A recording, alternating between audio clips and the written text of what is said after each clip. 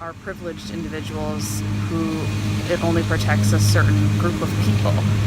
Because if you're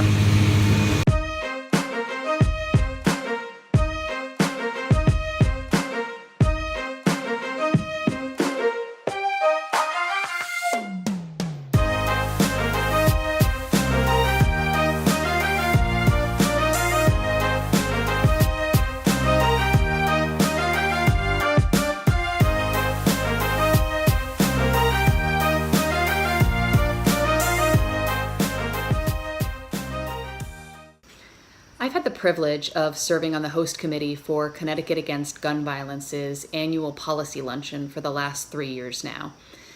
Sensible gun policy is something I'm incredibly passionate about. I think we need to be doing so much more in this country to address gun violence in domestic violence relationships, in urban settings, and mass shootings. And Connecticut is a state that's really taken a lead. We had a horrendous tragedy in Newtown, Connecticut, and that really drove many people, including our lawmakers, to make reforms that are now leading the nation. And at today's luncheon, we learned some very disturbing news about some federal policy that is coming our way. And one of those is what's called conceal carry reciprocity.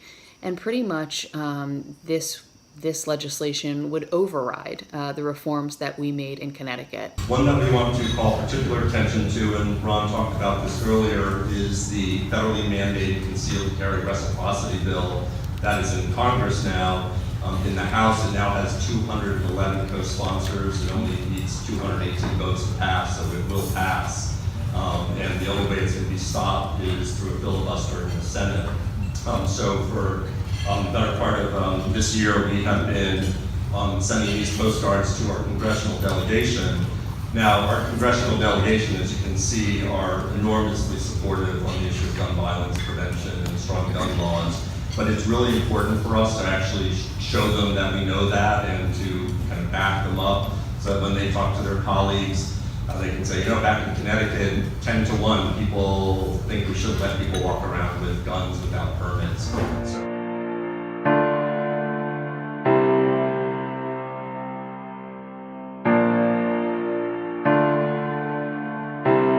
I think it's important for people to learn more and to take action because we really need to put the protection of people over the protection of profit.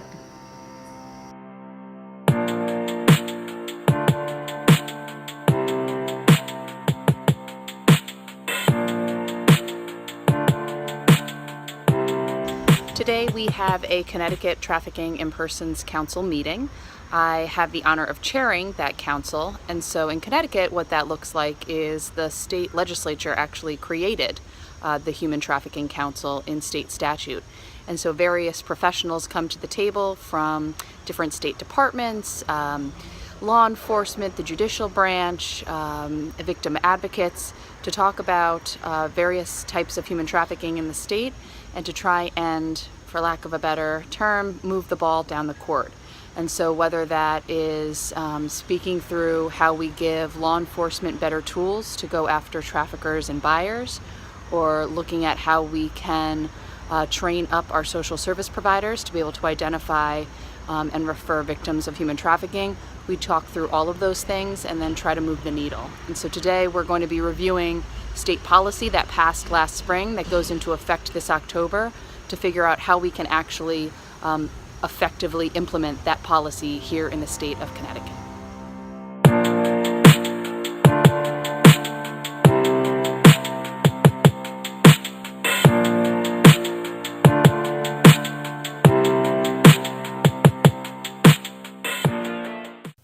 The criminal definition in the state of Connecticut of trafficking has been revised, and so it now says commits an act that constitutes sex trafficking, and sex trafficking means any contact with intimate parts of another person and the recruitment, harboring, transportation, or provision of a person for the purpose of engaging in sexual contact with another person for fee.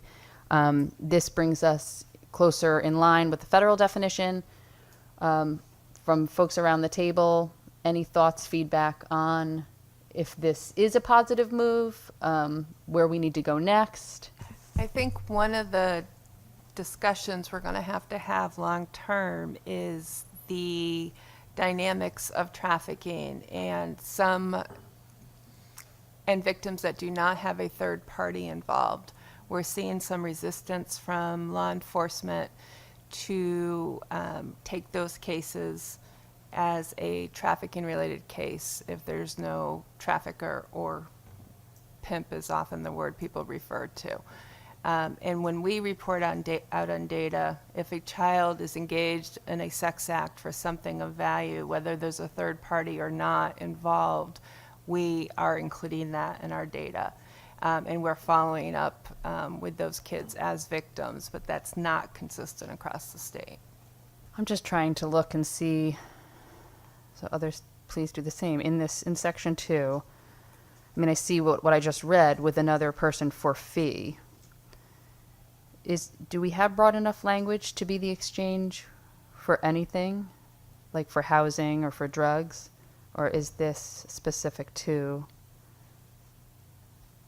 a money exchange? The way it reads, it seems like it has to be for cash and not anything of value. All right, do you have any insight into what the resistance is to just incorporating the federal definition? In being in some conversations last year about this legislation, the resistance came from, I mean, in this piece right here, there was resistance to include the buyer. That was the biggest piece of the conversation. So if, for those who are really familiar with the federal definition, I'm forgetting the word, but the one word obtaining is missing, and that was purposeful. That was omitted because there was an agreement to include that. So there's one. And under the federal definition, it just needs to be of anything of commercial value. It is not a fee. And the buyer would take out your third party requirement. The obtaining would take out your third party requirement. Purposeful because, can you just highlight what the concern was? It wasn't seen as the same level of the crime of trafficking.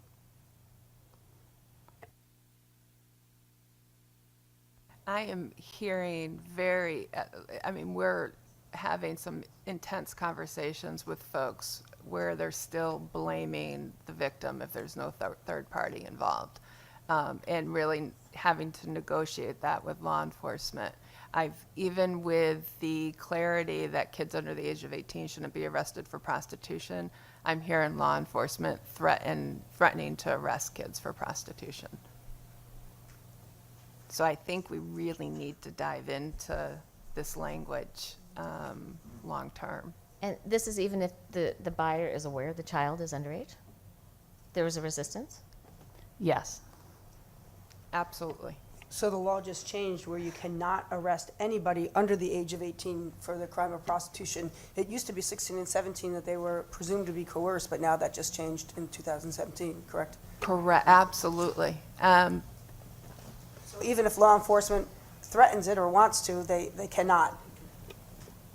The challenge is we still have cases that need to be investigated, but when law enforcement doesn't see this as a crime against that young person, they're not investigating. Again, I think it's that clarity in this language. It's just not aligned with the federal legislation. It's not as clear as I think we need it to be. I mean, we're moving the needle, but we need to keep pushing the cultural change. And the law helps with that, but then we also have to be doing the training and the conversations. So maybe at our next meeting, we dive into some of the cultural barriers and perceptions of these youth. You know, when I go out and do trainings, I talk about the fact that I think it was about 2008 in this state when we raised the age of the juvenile justice system. But as was just mentioned, we just recently changed the age of the crime of prostitution. So we oftentimes leave out this population. Why is that? And so talking through some of that, and then continuing to push this legislation. And we really have moved the needle. 2013 is when they created the crime in the state of Connecticut of patronizing a minor, and there was a mistake of age defense. And so we have moved it. We got rid of that mistake of age defense, but there is this sense that if someone goes out to buy sex and whoops, by accident buys it from a kid, they shouldn't be held as liable as a trafficker. I disagree with that entirely, but that is some of the mindset.